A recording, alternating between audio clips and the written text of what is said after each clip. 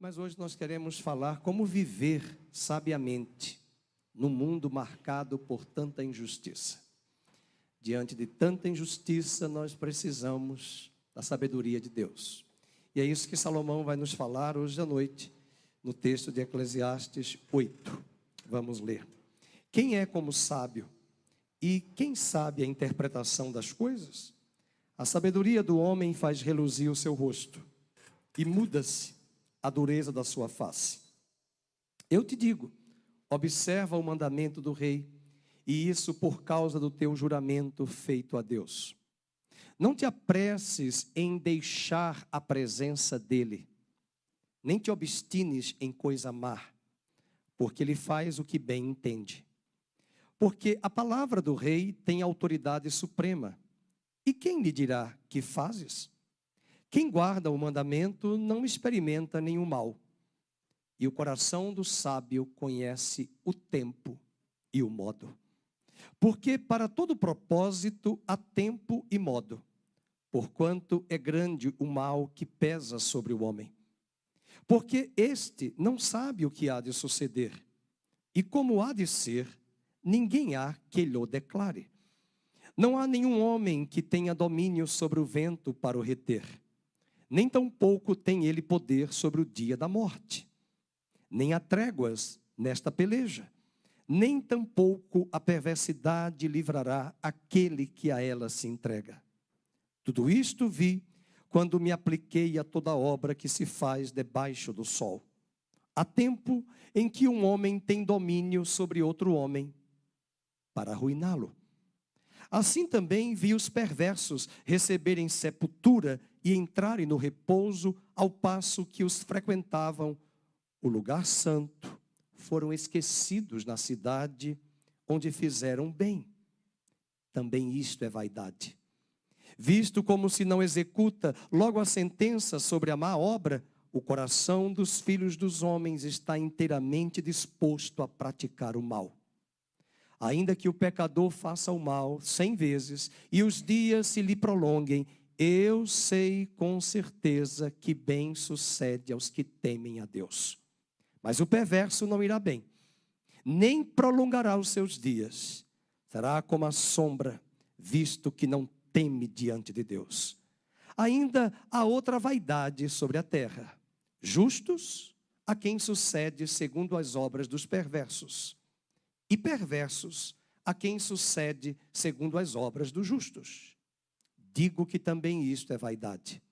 Então exaltei eu a alegria, porquanto para o homem nenhuma coisa há melhor debaixo do sol do que comer, beber e alegrar-se, pois isso o acompanhará no seu trabalho nos dias da vida que Deus lhe dá debaixo do sol. Aplicando-me a conhecer a sabedoria e a ver o trabalho que há sobre a terra, pois nem de dia, nem de noite, vê o homem sono nos seus olhos. Então, contemplei toda a obra de Deus e vi que o homem não pode compreender a obra que se faz debaixo do sol. Por mais que trabalhe o homem para descobrir, não a entenderá. E ainda que diga o sábio que a virá a conhecer, nem por isso a poderá achar. Que Deus abençoe a sua palavra, que o Espírito do Senhor fale ao nosso coração. Mantenha a sua Bíblia aberta, porque nós somos protestantes. Protestamos com a Bíblia aberta. Deus abençoe. Pode sentar.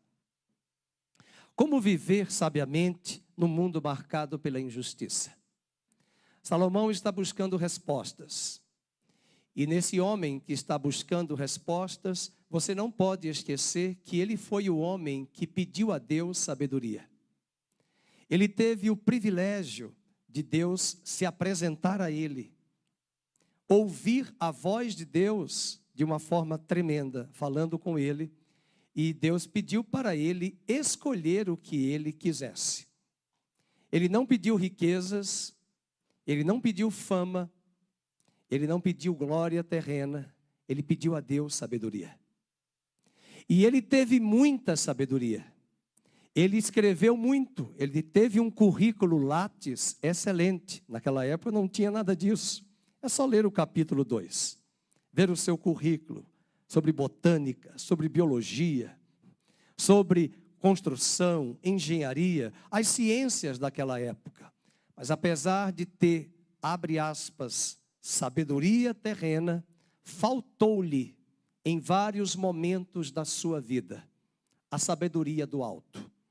Faltou-lhe o discernimento, faltou-lhe a prática de colocar o conhecimento do intelecto no dia a dia, a começar do seu quintal e da sua casa.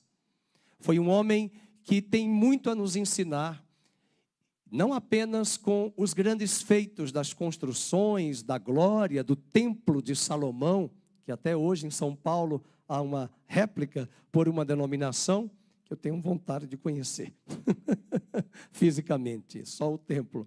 Entretanto, são poucos os pregadores que pontuam os grandes desvios de Salomão.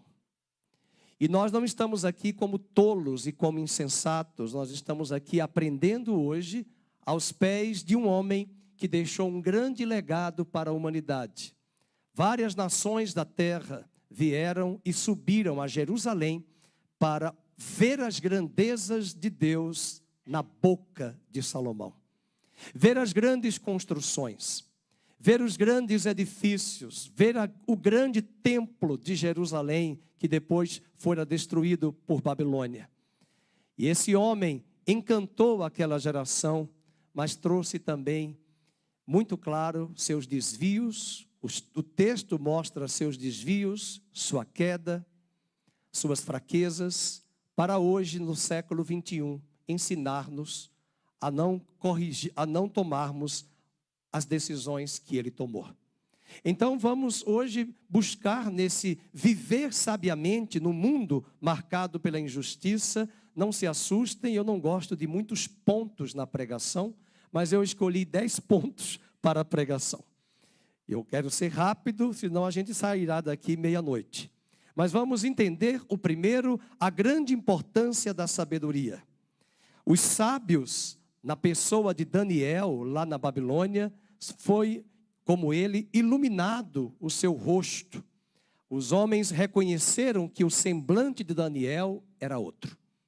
Até a alimentação já tinha nutrólogo naquela época para Daniel. Ele decidiu não se contaminar. Diante de tantas iguarias, de tanta farra no palácio da Babilônia, ele fez uma escolha. E os incrédulos e os ímpios observaram que o semblante de Daniel era diferente. A sabedoria nem sempre está no falar demais, muitas vezes no silêncio. As mulheres que sabem se vestir, sabem que o menos é mais. Assim também, falar muito em determinados ambientes, determinadas palestras, não vai trazer muita edificação, mas um pouco, uma frase, o silêncio de uma pessoa, e quando ela tem a oportunidade de falar, ela pode quebrar paradigmas e barreiras em uma só palavra.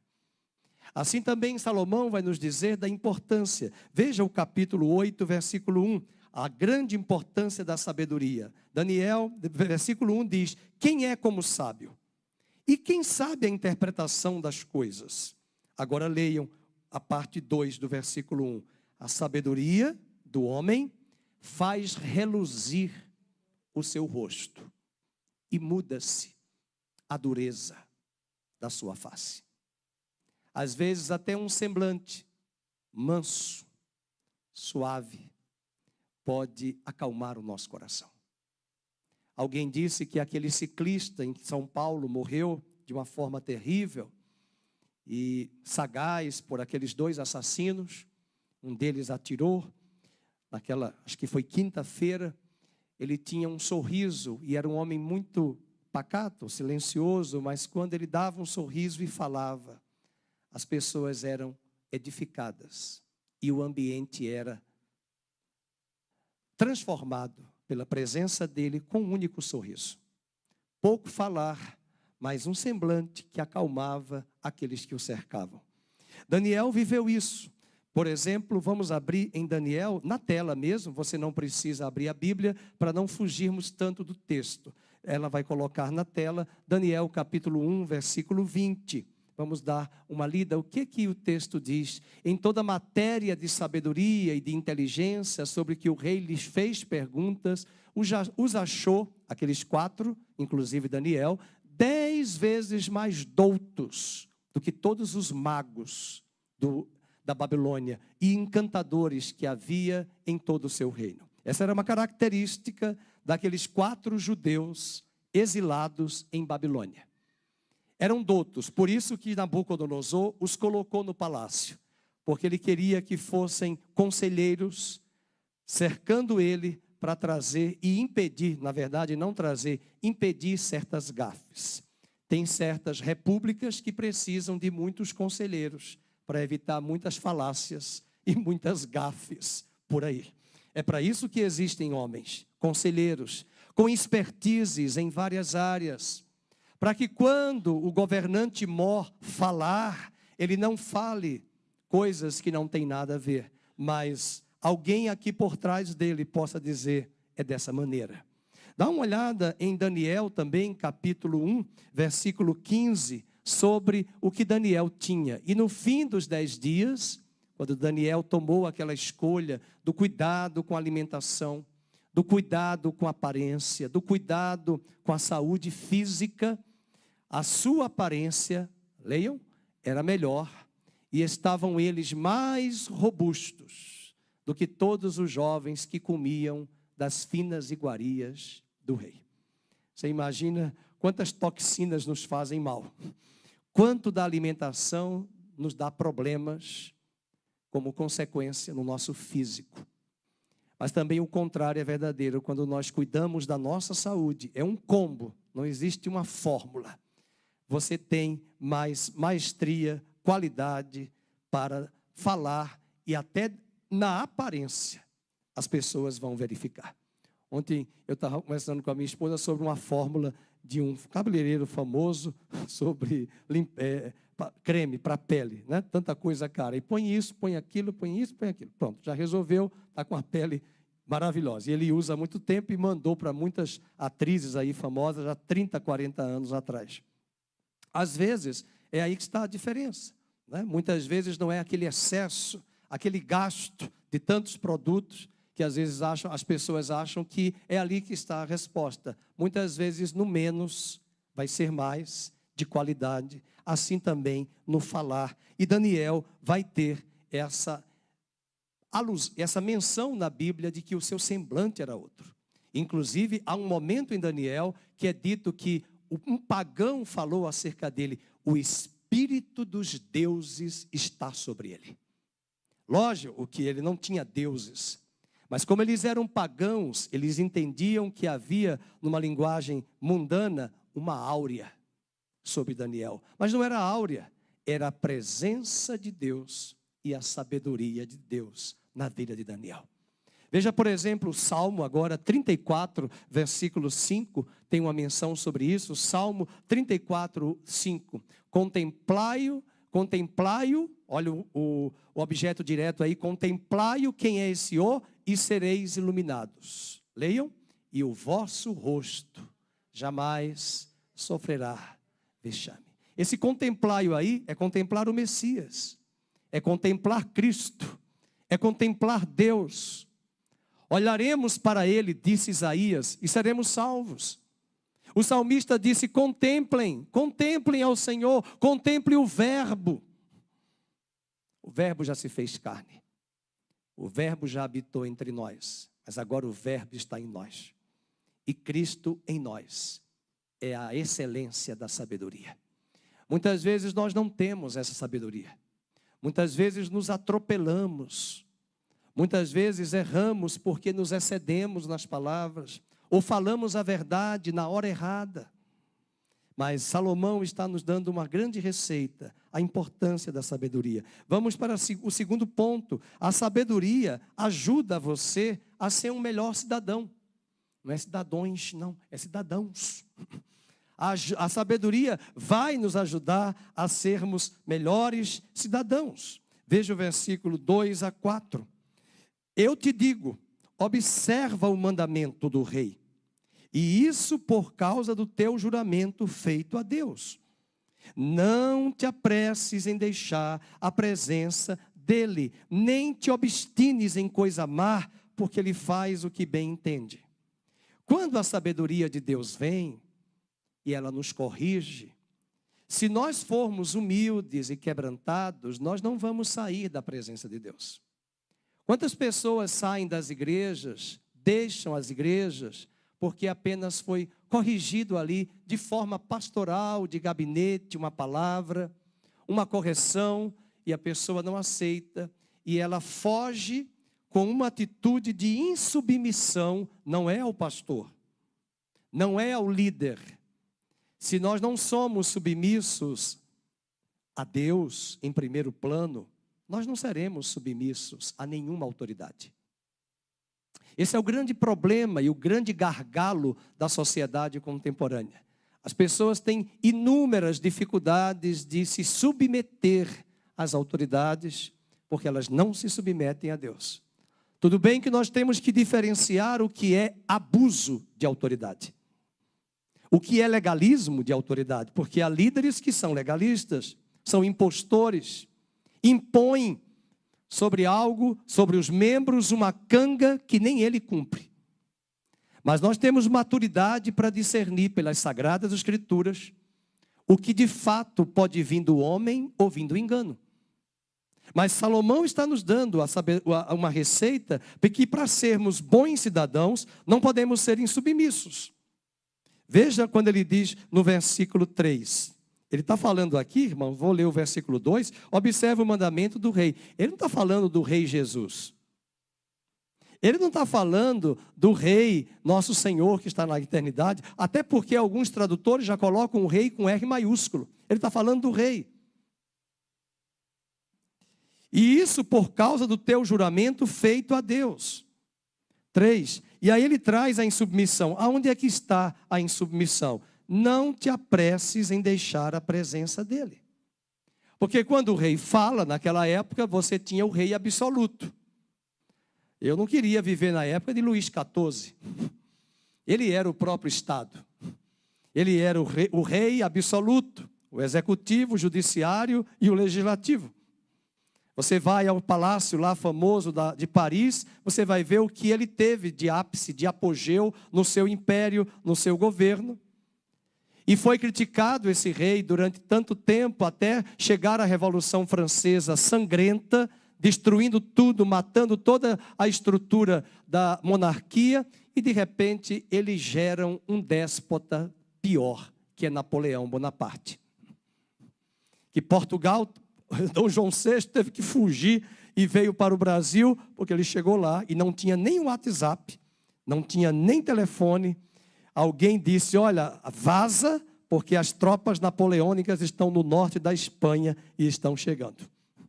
E diz a história, naquele livro 1808, que o Laurentino Gomes escreveu, que quando o Napoleão chegou no Palácio de Lisboa, ainda avistou as caravelas de Dom João VI, saindo lá do Rio Tejo e indo para o oceano para chegar aqui no Brasil. Então, veja a tirania de um rei. Mas às vezes o rei tem razão, o rei está correto, ele traz ali os mecanismos, as prescrições, mas eu não vou me submeter. E veja o que diz a palavra no versículo 3. Nem te obstines em coisa má. Vamos abrir na tela em Romanos 13, versículo 1 e 2. Porque a nossa submissão às autoridades constituídas é parte da nossa submissão a Deus.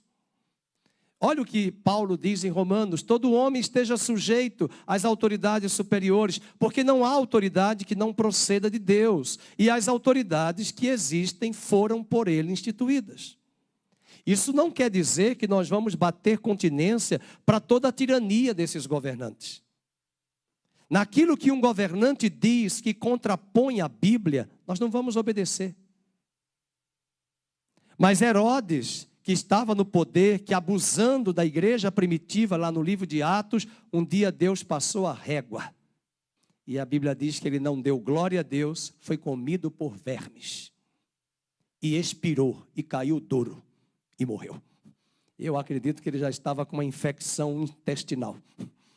E essa infecção foi sistêmica. E pá! E caiu. Não deu glória a Deus. E fazia muita perseguição. E às vezes estava ali de forma tirânica, tratando, né? Às vezes, nós queridos, nós temos que lembrar que tem pessoas até mais jovens que você e eu, que estão em posição de autoridade. Vai você desrespeitar uma jovem ou um homem da INDEC quando fizer assim, pare. Você precisa parar. Porque não é a pessoa, mas é a autoridade que está ali representada. Como viver diante de autoridades, meus queridos, como Adolf Hitler, como Bento Mussolini. E de Bento não tem nada, porque Bento em latim é Benedictus, que quer dizer abençoado Mussolini. Que abençoado! Trouxe o fascismo na Itália. Além disso, como viver diante de uma autoridade como Joseph Stalin no Império Soviético da Rússia. Como viver diante do Kim Jong-il, que é o pai lá da Coreia do Norte. Com Fidel Castro, com Hugo Chávez, que assumem o poder. Mas Atos capítulo 5, 29, quando esses tiranos, quando esses déspotas estavam governando, os apóstolos também se submeteram em certa medida, mas aquilo que feria a constituição divina, eles disseram em Atos 5, 29, o que nós vamos ler. Antes importa obedecer a Deus do que aos homens. As leis devem ser respeitadas em cada ordenamento jurídico, mas as autoridades que estão ali, elas precisam cobrar dentro daquilo que está legalizado. Passou da linha, eu vou obedecer a Deus. Como é que aquele ditado que diz que quem tem juízo, obedece? Fala a primeira frase. Manda quem pode, obedece quem tem juízo. Obedece quem tem juízo. Agora, como é que eu vou obedecer um ato tirânico? Um ato contrário à palavra de Deus? Como é que eu vou praticar algo que a Bíblia diz que eu não devo praticar? E essa linha tênue, Salomão está dizendo o contrário aqui, é daquelas pessoas que não querem se submeter, que querem fazer rebelião até para tirar o rei do trono. E Salomão vai nos dizer aqui para não sermos um desertor. O que é um desertor? Um perigo quando os homens rebelam-se contra a autoridade. Veja o versículo 3. Não te apresse em deixar a presença dele. Quem é esse dele aí? Volta para o texto, né? Para Deus. E nem te obstines em coisa má. Ou seja, não fique maquinando. Não fique se levantando contra. Tem criança que uma vez falou para mim, da minha família, eu nunca esqueci, eu acho que eu tinha 9 anos, e a criança falou assim para mim, numa festa. Estou aqui sentado de castigo, mas fisicamente eu estou sentada, mas aqui dentro eu estou em pé. Que serpente, a natureza adâmica. E eu olhei assim, está em pé, e a sua mãe está vindo. E vai meter a régua e passar a ordem. Estou em pé. Lá dentro. Eu digo, pois é, vamos ver. Deixa o seu pai chegar. Mas além disso, Salomão está nos falando de não sermos conspiradores. O versículo 3 diz, não te obstines em coisa má, porque ele faz o que bem entende. E às vezes nós vamos orar para que o rei se incline. Não foi assim com Neemias? Neemias orou e Deus inclinou o coração do rei. E depois Salomão vai escrever Provérbios que Deus inclina o coração do rei a fazer a vontade. A gente está orando muito pelo Brasil, né? Está difícil inclinar o coração. Lógico que Deus inclina, mas tem gente que não ouve. Tem gente que é surda. Tem gente que é teimosa. Tem gente que insiste. É muito triste ver como pessoas que poderiam ter um melhor protagonismo, que tinha toda a oportunidade para governar uma nação, não se dá o papel de ouvir tanta gente competente e contratar essas pessoas para estarem. É triste perdermos tantos anos porque falta pessoas sábias. E essas sábias existem no Brasil. Tem muita gente boa nesse país, gabaritada, com experiência. Olha a trajetória do nosso governador, de onde veio, como. Não só no governo anterior, não, veio do governo de outro espectro político que contratou. E olha a trajetória. E olha a construção. E olha a infraestrutura. Isso tudo tem que ser observado, analisado pela caminhada. A sabedoria de Deus na vida de um homem e de uma mulher. Mas as autoridades muitas vezes não se submetem, as pessoas têm dificuldade de se submeter, mas também existem líderes obstinados. Veja também que às vezes nós queremos medir força com o rei, medir força com a autoridade. Verso 4, porque a palavra do rei tem autoridade suprema. E quem lhe dirá? Que fazes? Dá uma lida na história da Revolução Francesa. Eles saíram degolando, matando padres em praça pública, foi sangue. Hoje, os historiadores nas escolas aplaudem a Revolução Francesa e essa geração não sabe o que é Revolução Francesa. Eles queriam acabar com tudo, romper com a estrutura do mundo medieval, tirar Deus, tirar a monarquia, tirar a igreja. Chega disso. Mas para fazer isso, sangue foi derramado. Isso é rebeldia. Atribuiu às freiras, aos padres, aos príncipes, aos reis, irmãos, crianças foram decapitadas. Para exterminar da França possível descendência de monarquia. Em nome de liberdade, igualdade e fraternidade. Essas são as ideologias.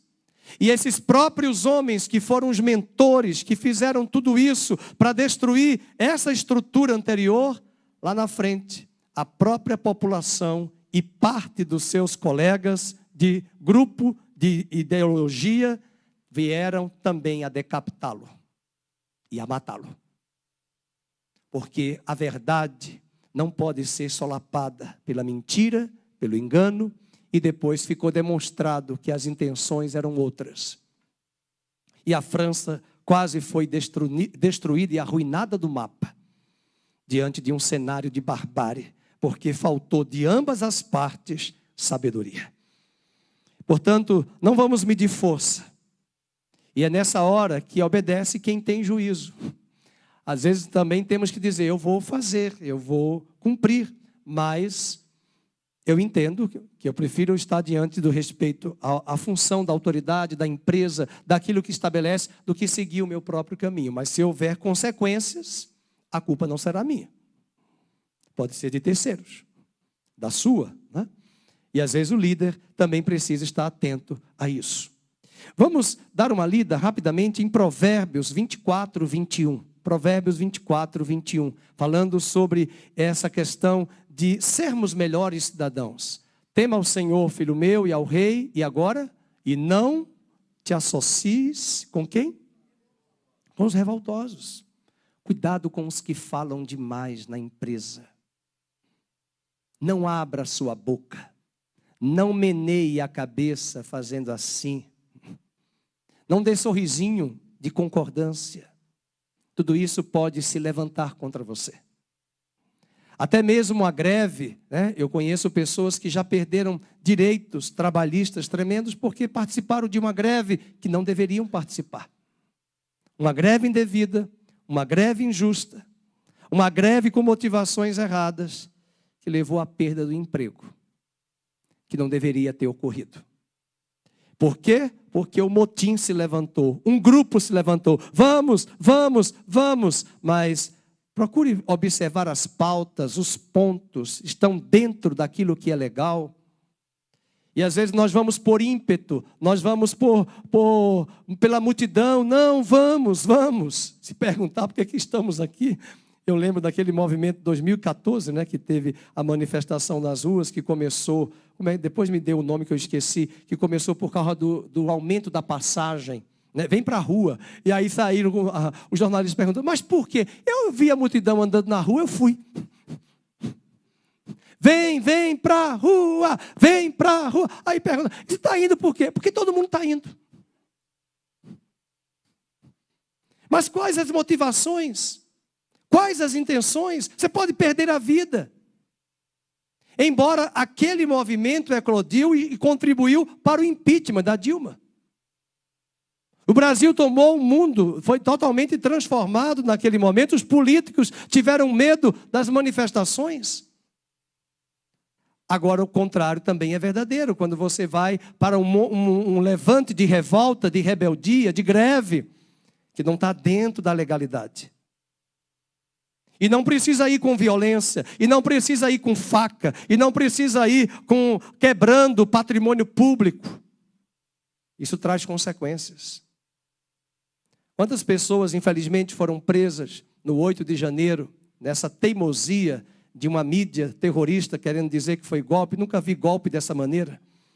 Mas existiram pessoas ali que eu choro de saber, de um homem que está preso, de uma mulher com 5 filhos, está criando seus filhos, financiando o caminhão para poder pagar as contas, cuidar dos filhos, e o homem só entrou em Brasília para ver a praça e aproveitou quando houve ali, eu vou entrar, e só entrou para ver.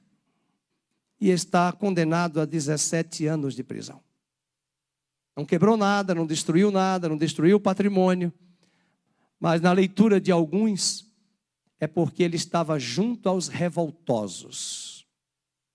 E aqui não fazemos apologia, porque quem quebra patrimônio deve também pagar e se indenizar.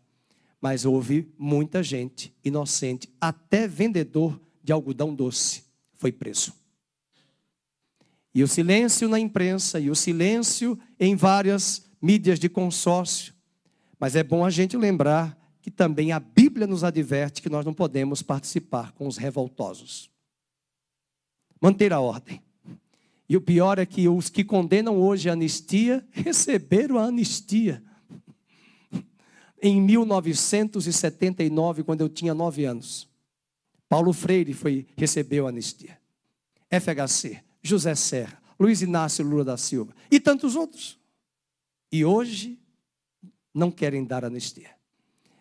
Até jornalista que quebrou patrimônio público privado, que incendiou, que sequestrou autoridades, colocou no carro encapuzado e hoje está na mídia falando não, quando ele mesmo e eles mesmos receberam anistia por anarquia e destruição ao patrimônio. Andar com os revoltosos requer de nós muito cuidado. Existe momento em que nós temos que entender como Davi entendeu em relação a Saul. Saul estava no poder e ele teve oportunidades de matar o próprio Saul, mas ele não matou, entregou para Deus e Deus fez justiça na hora certa. E uma pena que no pacote foi Jonatas, o melhor amigo de Saul. Vamos para o terceiro ponto. A sabedoria ajuda a você agir com discernimento. Veja o versículo 5. Quem guarda o mandamento não experimenta nenhum mal. E o coração do sábio, leiam, conhece o tempo e o modo. Ou seja, haja no tempo certo. Pode anotar isso aí. Haja no tempo certo, cumpra as leis. Veja o versículo 5. Quem guarda o mandamento não experimenta nenhum mal. E nós podemos quebrar mandamentos. Há consequências. Nós brasileiros não temos o hábito de ler o manual de um equipamento que a gente comprou. Aí queimamos, danificamos. Café está tão caro que eu comprei um pacote de café só de grão. Aí eu fui dar a cabeça minha de comprar, como é que chama aquele? Moedor de café, mas é manual. Ai, irmãos, quebrou. Com 3 dias, eu digo, devolve. Aí eu comprei um elétrico para comprar o grão, que é mais barato, e agora quem vai moer sou eu. Aí está moendo. Eu falei, vamos logo devolver, porque já quebrou o manual. Né? Mas muitas vezes eu tenho que saber, eu não conhecia, conhecia porque eu lembro de moer o café no pilão. Quando eu visitava a fazenda lá da minha tia, a fazenda Furado. A pastora Vânia conhece. Mas eu falei, vou fazer manual. Até que não deu tanto trabalho. O problema é que chegou uma hora que o grão não era mais moído. Eu digo, vou fazer no elétrico. Tudo bem, alguém vai dizer, por que não comprou uma cafeteira, pastor, daquelas que tem ali? Mas eu tenho certas reservas com os alumínios das cápsulas, que hoje é questionado. Mas cumpra as leis. Siga a prescrição. E eu não coloquei muito café não, irmão. Eu coloquei o grão devido, porque senão podia quebrar. Mas eu coloquei pequenininho. Mas tem que ser na dose certa. E Neemias é um exemplo para nós que até para falar, ele só falou na hora certa. Eu gosto muito, eu leio Neemias com muito zelo no capítulo 1 e 2, porque ele diz assim, e eu decidi no meu coração não contar para ninguém o que Deus colocou em mim. Tem a hora certa de você falar. Tem a hora certa de você agir. Às vezes, mulheres que estão grávidas ficam receosas de falar e perder a gravidez. Isso traz um momento terrível para elas. E é preciso a gente respeitar. Ano passado eu ouvi uma pessoa, não é daqui da igreja, estava grávida, e a outra foi logo dizendo, nossa, ela está grávida. Diz assim, eu queria a discrição de não falar para ninguém, por enquanto. Eu quis cobrir o meu rosto. Ela não deu autorização. Ah, nasceu o bebê de fulano, já postou foto no Instagram. Mas não é seu filho. É dela. Mas eu sou a avó, mas ela é a mãe.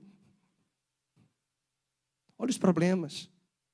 Talvez você fez até com boas motivações. Entretanto, não agiu no tempo certo. E também haja da forma correta. Veja o versículo 6. Porque para todo propósito há tempo, e modo. Tempo e modo. Às vezes você está no tempo certo, mas falou de modo errado. E às vezes é o modo de falar que está correto, mas você falou na hora errada. Como maçãs numa bandeja de prata, e aí eu vou parafrasear Salomão, numa mesa com uma toalha branca belíssima, de preferência do bordado de Alagoas. Assim também, diz Salomão, é a palavra dita a seu tempo. A verdade foi dita na hora certa e da forma correta. O semblante, o tom de voz, a postura, faz toda a diferença. É isso que Salomão nos dá para agirmos com discernimento. Veja o verso 6. Porque para todo propósito há tempo e modo, porquanto é grande o mal que pesa sobre o homem, quando nós agimos de forma incorreta. O quarto ponto é que a sabedoria ajuda você a lidar com as situações inadministráveis. Eu lembrei do Nelson Magre, o ministro do Collor, acho que era o Nelson Magre, né? É imexível, mas é inadministráveis. Veja aí o versículo 7 até o 9. Porque este não sabe o que há de suceder, o homem, né? E como há de ser, ninguém há que lhe declare. Tem situações na sua vida, na minha vida, que nós não sabemos um palmo nos próximos meses. Nós não sabemos administrar, nós não sabemos como agir. Veja o verso 8. Não há nenhum homem que tenha domínio sobre o vento. Primeiro é que você não administra o futuro. Verso 7. Você não consegue administrar o futuro. Você faz planejamento, você faz um alinhamento ali do que você tem que fazer, mas muitas vezes algumas coisas fogem ao seu controle. Porque tem um elemento do Chaves que ele dizia, não contavam com a minha astúcia. É Chaves ou Chapolin? Eu não sei. É Chaves. Chapolin? Pronto, agora deu o debate aqui. Pronto, não contava com a minha astúcia. Porque você não lida com certos fatores da natureza, climáticos, o elemento subjetivo do outro. O outro pode dizer, eu não quero, eu desisto. E aí, como é que eu vou prosseguir? Você não domina o vento. Veja o capítulo 8, versículo 8. Não há quem tenha domínio sobre o vento. Jesus disse no Evangelho de João que o vento sopra para onde quer e você não sabe de onde vem nem para onde vai. O homem não pode prender, meus queridos, o nosso espírito. Muitas vezes nós temos essas limitações, elas são inadministráveis aos nossos olhos, Por exemplo, agora com a família do Ilquias, que perdeu ali a esposa. Olha o verso 8. Nem tampouco tem ele poder sobre o dia da morte. Então, tem situações que nós não temos como administrar. Você não domina o dia da morte. Ela chega de surpresa, ela nos assalta. Olha a morte da esposa do pastor Samuel, a episcopisa. Além disso, você não domina os conflitos da vida. No versículo 8, a parte C, nem tampouco a perversidade livrará aquele a que ela se entrega. Em outras palavras, são os conflitos de uma humanidade perversa, má, que por causa de um celular, que o ciclista estava ali parado, ele dá um tiro no pescoço para ficar com o celular. Eu não sei como é que certas pessoas sabem dizer quanto custa aquele tênis. Eu lembro de um assalto que teve em São Paulo, que saiu no jornal, que eu fiquei chocado. O homem estava no ponto de ônibus e passou um motociclista e disse assim, passa o tênis. Imagina, 7 horas da manhã no ponto, passa o tênis. Passa o tênis. Ele não passou. Pá!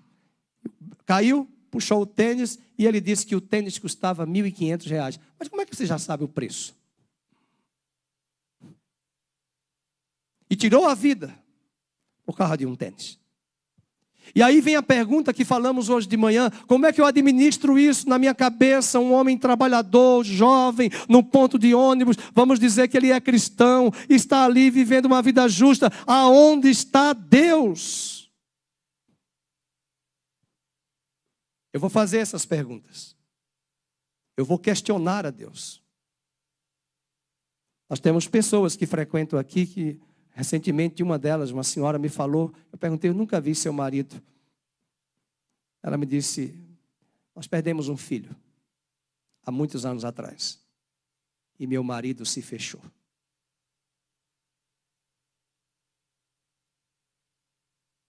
A perda de um filho, quantos anos? Muitos anos. Mas eu não perdoo Deus.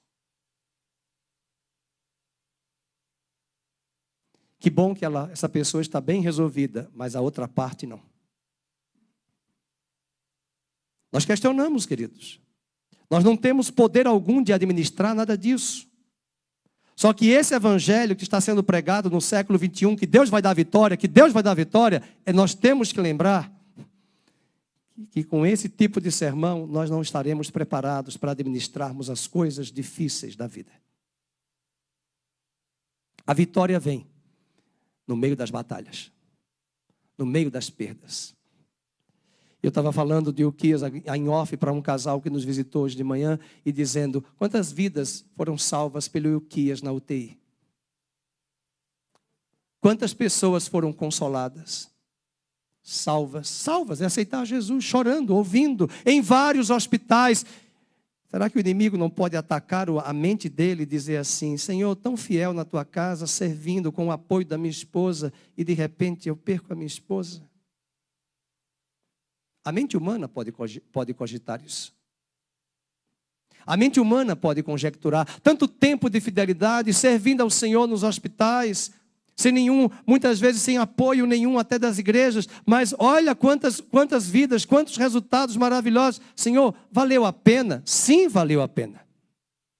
Mas o inimigo vai dizer, não valeu. Para questionarmos a Deus, para colocarmos Deus num tribunal e colocarmos Ele como réu e atribuir a Ele a culpa de um Deus que não é bom. E são essas idiosincrasias que enfrentamos. E Salomão está nos dizendo que a vida é um campo de batalha. E para esse campo de batalha você precisa de sabedoria. E eu também. Vamos para, ainda no versículo 8, a parte final também. Ele diz assim, nem tampouco a perversidade livrará aquele que a ela se entrega. Em outras palavras, você não domina as consequências de seus atos. O homem pode escolher os seus atos, mas não o resultado deles. É um tal que me incomoda de alguém dizer assim, a vida é minha. O útero é meu. Meu corpo, minhas regras, minha vida. E nesse discurso e nessa narrativa, as escolhas, ontem eu fui no Mercadão comprar castanha, de manhã, já era tarde, 2 da tarde, estou eu andando, e eu não suporto cigarro. Minha mãe morreu de câncer sem nunca fumar no pulmão, por conta do cigarro do meu pai. E como é o nome daquele cigarro que as pessoas passa de boca para boca? É eletrônico, né? Mas tem um nome. Vape. Pronto. Aí 4 jovens. E eu fiquei orando pelos 4 na rua. Aí a menina fazia assim, aí jogava para mim e entrava na minha boca. Eu dizia, meu Deus, que forjamento. E aí eu olhei, eu falei, fiquei pensando, Senhor, guarde essa menina de câncer da laringe. Eu tenho visto relatórios de médicos em São Paulo dizendo quantos jovens com câncer na laringe, na garganta, no nariz, por causa do cigarro.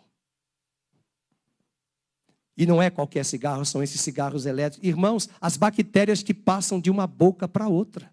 Da mesma forma que saiu da boca dela, foi para outra e foi para o outro. E eu atrás, olhando tudo. E orando e pedindo a Deus, Deus dá discernimento. Senhor, transforma esses jovens, ganha esses 4 jovens para Jesus. E eu fiquei pensando, vou eu falar de Jesus e dizer aqui alguma coisa. A vida é minha. Só que lá em Gálatas 6, versículo 7, vamos ver o que a Bíblia diz em Gálatas 6, 7, que tudo que o homem plantar, o homem vai colher. Não vos enganeis, de Deus não se zomba, pois aquilo que o homem semear, isso também se fará. Veja Números 32, 23. Números 32, 23. Essa frase é maravilhosa, mostrando que nós temos que dominar.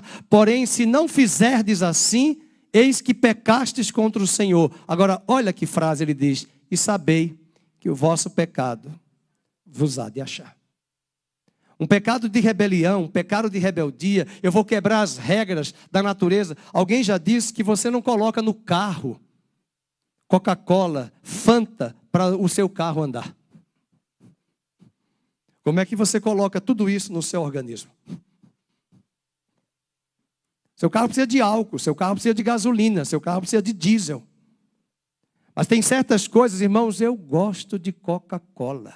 Mas eu digo para ela, eu não te tomo. Geladinha melhor ainda, com uma coxinha nem se fala. Se for da padaria real de Sorocaba, melhor ainda. Mas eu digo não. Tem certas tortas que eu vejo lá, eu digo, que delícia, mas você não vai comer, Fernando. Olha o açúcar. Olha isso, olha aquilo. Tem coisas que são em excesso, não dá. Já comi bolo ontem, já comi isso, hoje não dá. Ah, mas eu vou comer, mas eu vou comer. Segunda eu começo o regime. Não vai começar nunca. Mas você semeia, você semeia, você semeia. Tanta coisa que o Criador nos deu para nos alimentarmos. Eu aprendi muita coisa sobre alimentação com os adventistas. Como uma maçã todo dia. Você vai ver como melhora o seu intestino. Com casca, melhor ainda. Aí eu vou comer a casca e a minha cabeça começa. E o agrotóxico? Aí eu digo, ai meu Deus, tira a casca. Aí, mas não tem fibra, aí come com casca. Aí a minha esposa diz, passa lá um produto, como é que chama, que tira iodo, para tirar, aí vai lá, põe. Aí eu falei, mas não tem um tempo, vai comer mesmo, tira a casca então. Aí tem que pedir a Deus discernimento, sabedoria. Ah, mas eu vou fazer do meu jeito. Pois é, as consequências vêm. Outra coisa, no verso 9, você não domina as injustiças da vida. Veja o versículo 9. Tudo isto vi quando me apliquei a toda obra que se faz debaixo do sol. Há tempo em que o homem tem domínio sobre o outro homem para arruiná-lo. Ou seja, nós não dominamos essas maldades que acontecem. É terrível. Quinto ponto. A sabedoria ajuda a você compreender a morte e as injustiças do mundo. A sabedoria ajuda você a compreender a morte e as injustiças do mundo. Veja o verso 10. Assim também vi os perversos receberem sepultura e entrarem no repouso, ao passo que os que frequentavam o lugar santo foram esquecidos na cidade onde fizeram bem. Também isto é vaidade. Quantos poderosos morrem numa cidade e depois que morrem, meu Deus, recebe o nome. Quando a gente vai olhar a vida da pessoa, era um devasso, esposo da cerveja devassa. E uma pessoa justa, temente a Deus, um homem santo, nunca teve o seu nome mencionado após a sua morte. Salomão está dizendo que tudo isso é vaidade. E a sabedoria também nos ajuda a lidar com essas injustiças. E quando alguém se esquecer de mim e de você, não se esqueça, Deus nunca se esquecerá de mim e de você. Salomão nos adverte aqui para a realidade da morte. E, além disso, a vida nem sempre é justa. Rapidamente, vamos abrir o Salmo 73. Ali tem alguns versículos. Eu queria que você abrisse esse salmo. Foi o salmo que o irmão leu, o irmão Moacir, essa voz de trovão. E o capítulo 73, ele traz aqui muitas coisas sobre os homens ímpios, que ele está observando, as pessoas que vivem bem, em regalias, aparentemente. Você não dorme com elas? Elas podem estar por fora bela viola, mas por dentro está um pão bolorento. Veja o versículo 3. Pois eu invejava os arrogantes ao ver a prosperidade dos perversos. Sabe o que ele disse dos homens arrogantes, que eram bem de dinheiro? Para eles não há preocupações. O seu corpo é sadio e nédio. Alguém disse uma vez, pastor, você acha que a rainha Elizabeth não vivia bem? Vivia bem, não tinha que fazer nada. Tudo estava nas mãos dela. Eu digo, pois é, se ela não faz nada, vai ter artrose. Se ela não se movimenta, vai ter problemas de inflamação em tudo que é it da vida. Artrite. E por aí vai. Então ela tem que se movimentar. Aí pelo menos andava com os cachorros no palácio de inverno. Veja no versículo 4. Não há preocupações, seu corpo é sadio. Não partilham das canseiras dos mortais. Isso é a visão dele está errada. Nem são afligidos como os outros homens. Depois ele diz, versículo 8, motejam, falam mal, falam maliciosamente da opressão, contra os céus desandam a boca e a sua língua percorre a terra. Versículo 12, eis que são estes os ímpios, sempre tranquilos, aumentam suas riquezas. E com efeito, inutilmente conservei puro o coração. Ele está dizendo, não valeu a pena ir para a igreja. Inutilmente. Lavei as mãos da inocência, porque eu sou afligido, verso 14, cada manhã castigado. Mas eu gosto desse salmo, que é o contraponto. E aí tem uma palavrinha linda no versículo 17. Vamos ler em voz alta? Põe aí o 17. Até que entrei no santuário de Deus e atinei com o fim deles. Acabou. Até que? Até que você entrou na presença de Deus. O ímpio vai morrer e viverá a morte eterna. O justo, com toda a privação, vai morrer, mas vai ser premiado na vida eterna. Então, não faça comparação com pessoas que não têm a graça de Deus. Você tem. Vamos para o 6º ponto. A sabedoria ajuda a você a entender que o atraso na aplicação da lei levará à corrupção. Veja Eclesiastes 8:11. A sabedoria ajuda você a entender que o atraso na aplicação da lei vai levar à corrupção. Eclesiastes 8:11. Visto como se não executa, olha que o Brasil precisa ouvir. Que vergonha, essa semana um jornal, The New York Times, mostrando o que o STF fez com a Lava Jato. Apagou as provas, queimou as provas. E quando não há sentença sobre a má obra e ela é postergada, leiam, o coração dos filhos dos homens está inteiramente disposto a praticar o mal. No dia 17 de dezembro de 1914, Rui Barbosa, em seu discurso no Senado, afirmou a seguinte frase, abre aspas, de tanto ver triunfar as nulidades, de tanto ver prosperar a desonra, de tanto ver crescer a injustiça, de tanto ver agigantarem-se os poderes nas mãos dos maus, o homem chega a desanimar-se da virtude, a rir-se da honra e a ter vergonha de ser honesto. 1914. Mais de 100 anos. E Provérbios 29, versículo 1, vai nos mostrar quando um governante corrupto governa uma nação. Provérbios 29, 1. O homem que muitas vezes, repreendido, endurece a cerviz, será quebrantado de repente, sem que haja cura. Porque teimou tanto em seguir no pecado, na injustiça, e não se deixou corrigir. Foi o caso de Saul. E Deus trouxe juízo. O 7º ponto, a sabedoria ajuda você a entender que o julgamento de Deus é justo e a sua justiça nunca falha. Que o julgamento de Deus é justo e a sua justiça nunca falha. Veja o versículo 12. Para esse Brasil que pode estar sem esperança, ainda que o pecador faça o mal 100 vezes e os dias se lhe prolonguem, eu sei com certeza que bem sucede aos que temem a Deus. Mas o perverso não irá bem, nem prolongará os seus dias, será como a sombra, visto que não teme diante de Deus. Salomão está dando a resposta. Mas o 8º ponto, a sabedoria ajuda você a compreender os problemas recorrentes da vida. Veja o verso 14. Ainda há outra vaidade sobre a terra. Justos a quem sucede segundo as obras dos perversos.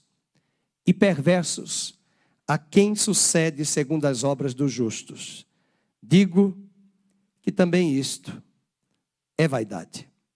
E vem a pergunta do salmista no Salmo 73. Por que os ímpios vivem bem? E os justos passam tanta privação? Se eu perguntar aqui hoje à noite, quem está passando deserto? Todo mundo vai levantar. Mão e pé.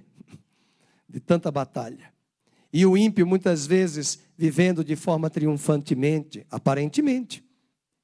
A sabedoria ajuda a nós a compreendermos esses problemas recorrentes da vida.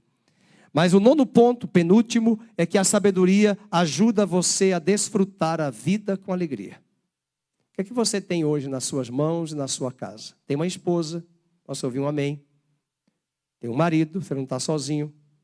Ai, pastor, fiquei viúva, mas Deus é o seu marido. Tem filhos, tem uma mesa, tem uma casa, tem uma despensa.